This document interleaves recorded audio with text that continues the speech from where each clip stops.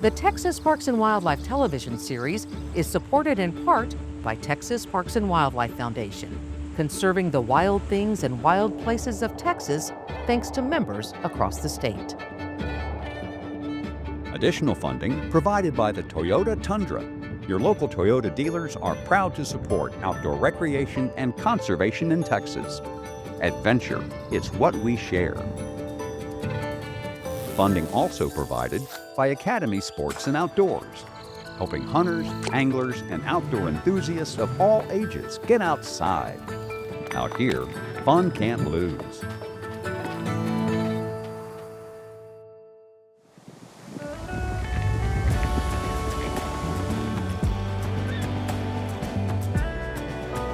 Coming up on Texas Parks and Wildlife. The Greenbelt is the most magical place to me in Austin. This forest oasis in the middle of a big city. We are at the beautiful Seminole Canyon State Park and Historic Site, located about 40 miles west of Del Rio. From chili meat to hog enchiladas, you name it, you can find it out here. Somebody's cooking it.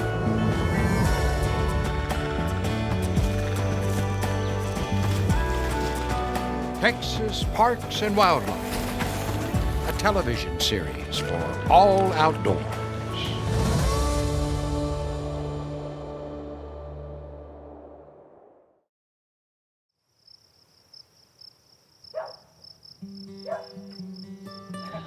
The same people show up on Wednesdays.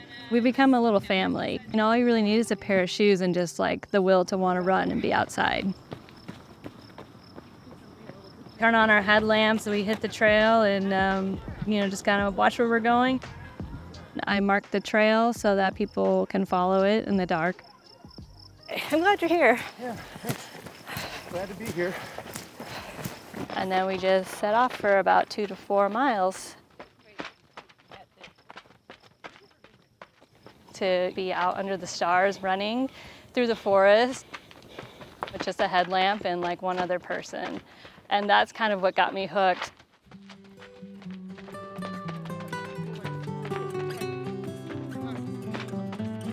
Such a cool experience to be able to awaken with the forest in the morning. The Greenbelt is the most magical place to me in Austin. This forest oasis in the middle of a big city, and I feel really fortunate that we have this here. I used to be one of those trail runners who only wanted to run by themselves. I don't want to talk, I don't want to do anything. It was like my meditative time. And now I really can't run by myself at all. I love running with people. I feel like when you're on the trail and you're not face to face with somebody, that you can really connect in a different way, a deeper way. It's just a way to get out of your head and out into nature. There is really this primal wolf pack thing, especially among females. It's just kind of lifts us all up together. And it's a really unique feeling because you're moving together as a unit through the forest. It's so primal.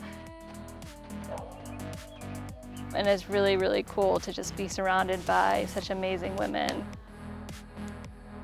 I'm inspired by them all the time.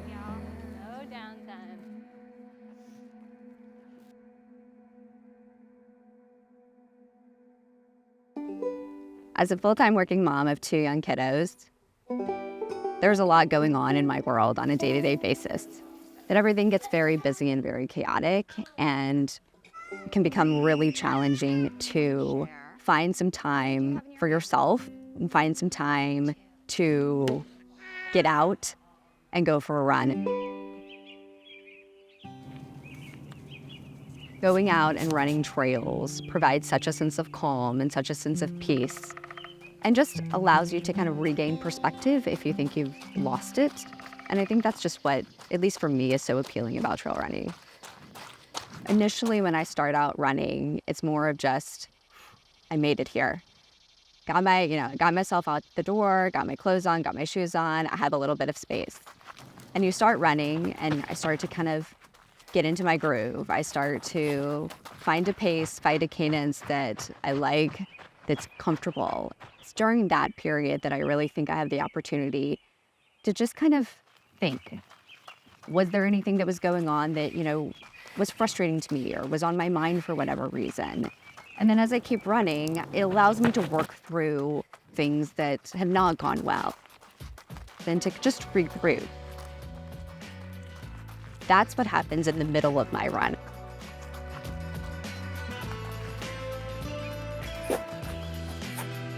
I'm really lucky to be able to get to do this, and I really enjoy doing it.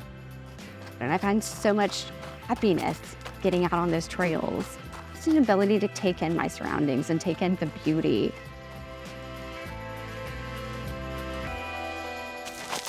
And as I finish up, you're climbing.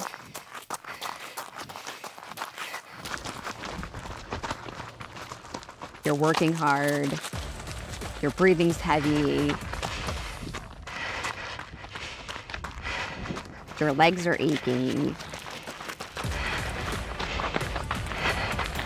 And you reach the top.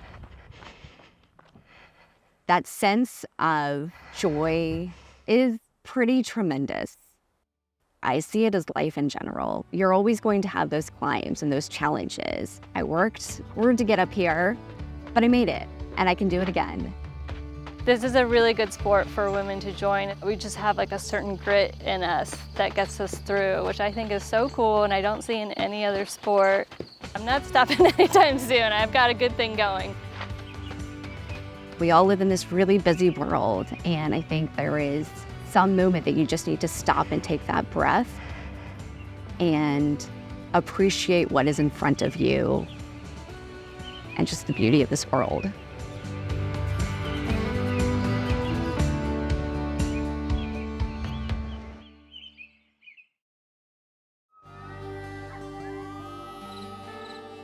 So we are at the beautiful Seminole Canyon State Park and Historic Site, located about 40 miles west of Del Rio. We're right on the border of West Texas.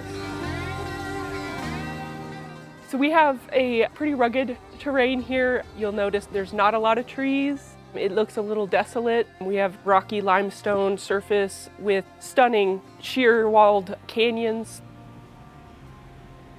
When you take the time to stop, go down in the canyon, it becomes a whole new world. It's just such a magical place down in Seminole Canyon.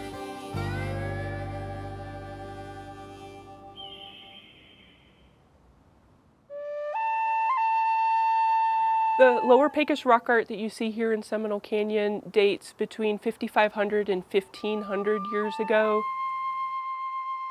The best way to really enjoy Seminole Canyon is to go on one of our daily rock art tours. When limestone heats and cools at that intensity. You get to go down into the canyon, see things that you wouldn't be able to see just by driving by the park. This style of rock art is totally unique to this part of Texas and northern Mexico. Still speaks to our history and heritage here in North America that might rewrite history. The artists had to have a ladder. The stories that these ancient folks are telling us, maybe a survival, make sure that next generation could survive in this environment. It really makes you feel awe and wonder when you're looking at it and thinking about all the process that went into it.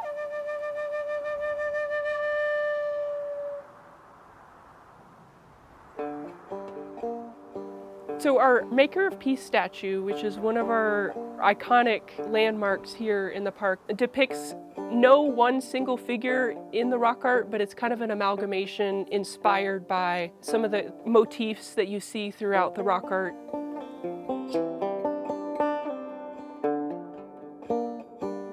The artist, Bill Worrell, got into creating art inspired by Lower Pecos rock art. He decided to go on and open a studio where he created all kinds of art like the Maker of Peace.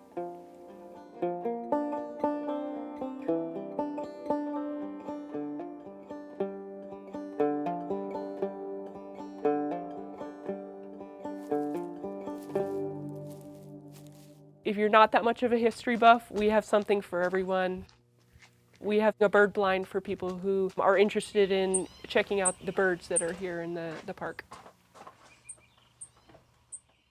There's a male and a female. He's got a black and white head. So pretty.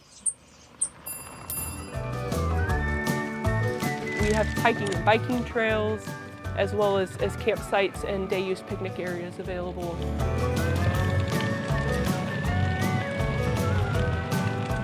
A lot of our visitors are very pleasantly surprised when they stop in here. They think it's just going to be a quick stop.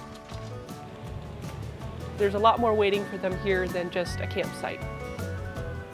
I hope that folks who stop here get to feel a little sense of wonder at just this beautiful place and the amazing things and amazing views that we have in the park.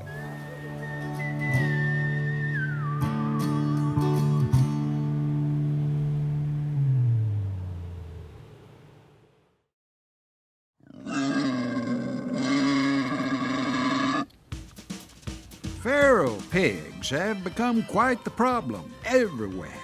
But here in LaSalle County, folks are going to Hog Wild for 'em.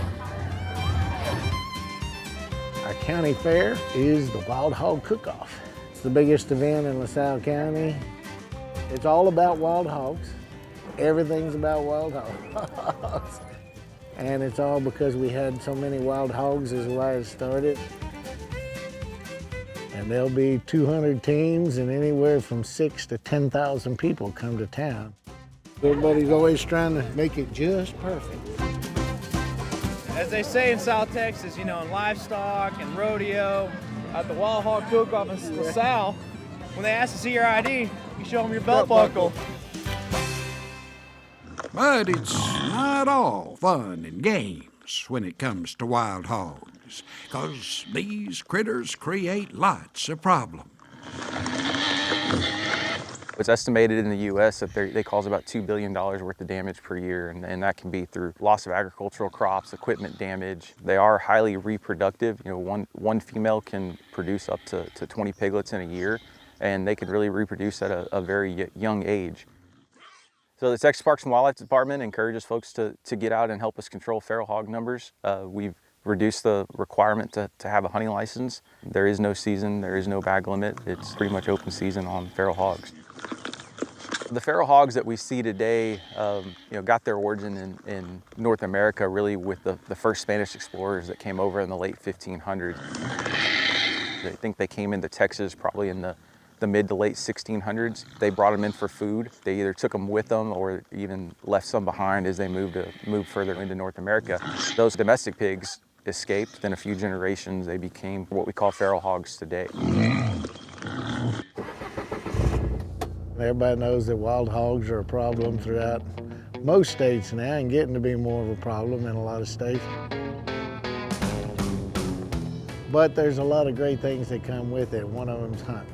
You can hunt them with a bow, you can hunt them with a spear, you can hunt them with a rifle, you can hunt them with a blowgun. Go check it all out. See what we got. It's just a blast, and to have an opportunity and a place where we can bring in people to help us control them, and they can do it because they don't have places, they don't have opportunities, they can come and we can support them and teach and use it for new people learning to hunt. Check this feeder, make sure the battery's charged up. All right, you ready to go? Yeah, let's test and see if it works.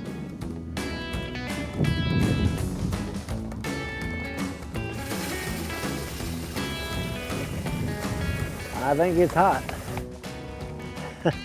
Yep, she's ready. Now, hunting with feeders can be a touchy subject, but here in Texas, it's totally legal, and it's a great way to control these beastly boars. I got started hunting in my youth. It was a family thing. I got started because, it was a nuisance for most ranchers, and they would allow us to come out and hunt them. They're a relatively easy animal to hunt, and there's plenty of them to do so. You can hunt them any time of day, any time of year, and there's no bag limits. There's just a bunch of pigs for us to hunt. But as much as they're a nuisance, they're still a fun animal, and they're a joy to hunt. Here we go, we're in action now, baby. He's running off all the deer. Oh, they are all stacked underneath that feeder.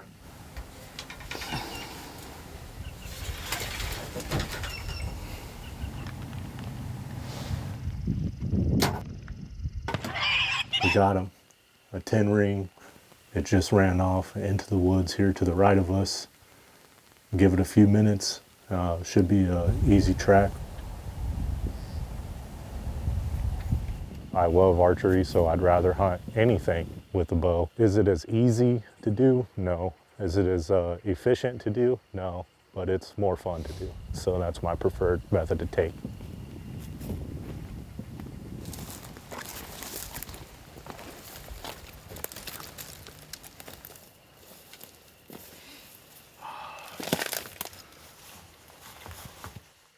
We got a stuck pig, little baby boar. Definitely happy we got it. Get it clean, get it skinned up, get it cleaned up. It's gonna be a good eater.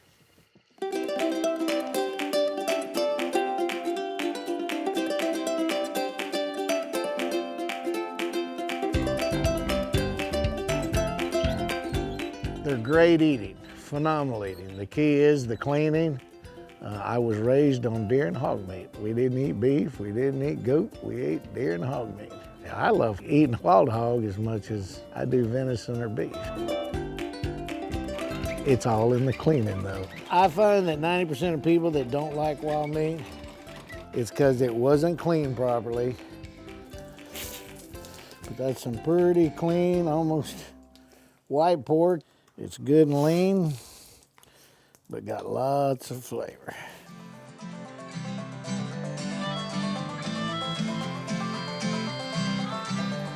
We've been probably doing it 40 of the 42 years. We're cooking up some wild hog, and then we throw in a little hot dogs and chicken for people who don't want to eat it.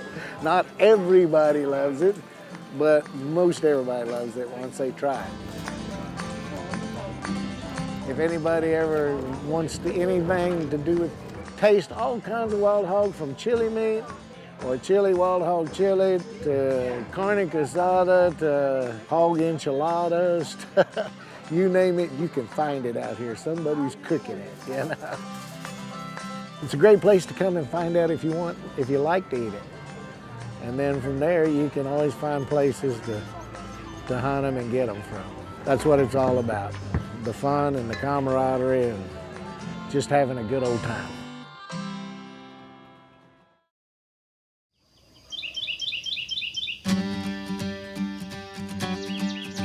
The Hershey Ranch is in a wonderful part of the hill country. It's in the alluvial plain of the Pedernales River, so there's a considerable amount of deep soil on it. But it also has the hills, like we normally think of, and so it's very diverse. It has a number of very healthy meadows, which in good years are spectacular with wildflowers. What I enjoy most about the property is the peace and quiet and being out in nature. I grew up as a city girl, and now I'm happily a country girl. The conservation focus here at Hershey Ranch is first and foremost restoration, and second, it's holistic, so that it is aimed at restoring the entire ecosystem, not exclusively for one species or another. Let's go look at some brush, Andy. All right. One of the things that is challenging about this type of work is that you don't get finished. And so to get to a point where you can actually see the results is hard to describe in terms of its satisfaction. Looks like we have some pretty good grass recovery. Yeah. Maybe we should check that out. Just by the walk in the pasture that I've been doing, I can see a lot more diversity in this habitat than was here before. Huge bunch grass, great value, quail nesting cover, turkey nesting cover. Yeah. When we see a habitat that is functioning properly, that's an awesome thing to see. This ranch has been an overgrazed for many years, and so the whole entire management process has been a restoration effort, and they've done a tremendous job. doing that. I'm really glad to hear that we're making some progress. Absolutely. You're creating an ecosystem here. You're improving this habitat, and you've done it for a long time. I don't think I would have been able to do it without folks like you that have been there all along. That's our job.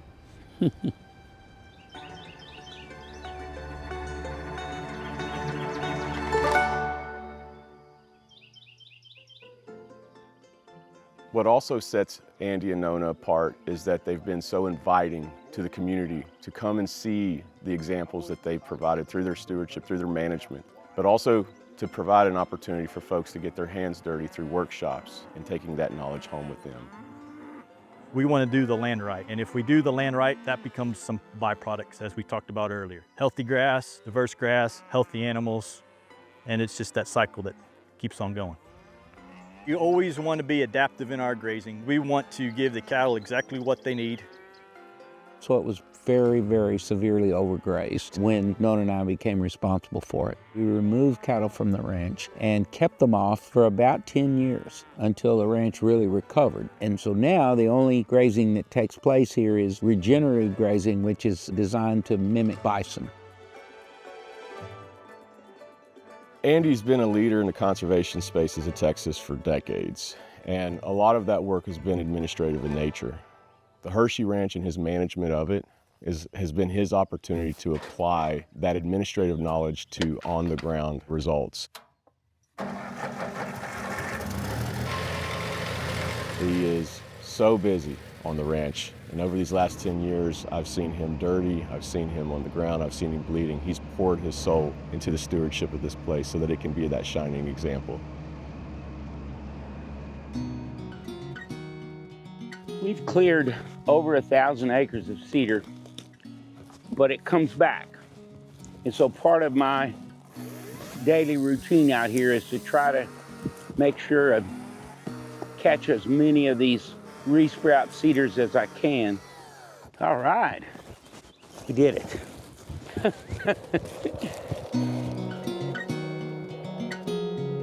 I just wake up every morning and thank God that I am blessed with being in this place. We love to sit and watch the birds. It's nice to feel a little breeze. Life is good. Life is real good. Cheers to a great day. Doing the right thing is not easy. It involves considerable sacrifice. The right thing is synonymous with stewardship, and stewardship is care. Care of the landscape itself, care of fish and wildlife that are here, and most importantly, understanding that everything you do here will primarily benefit future generations.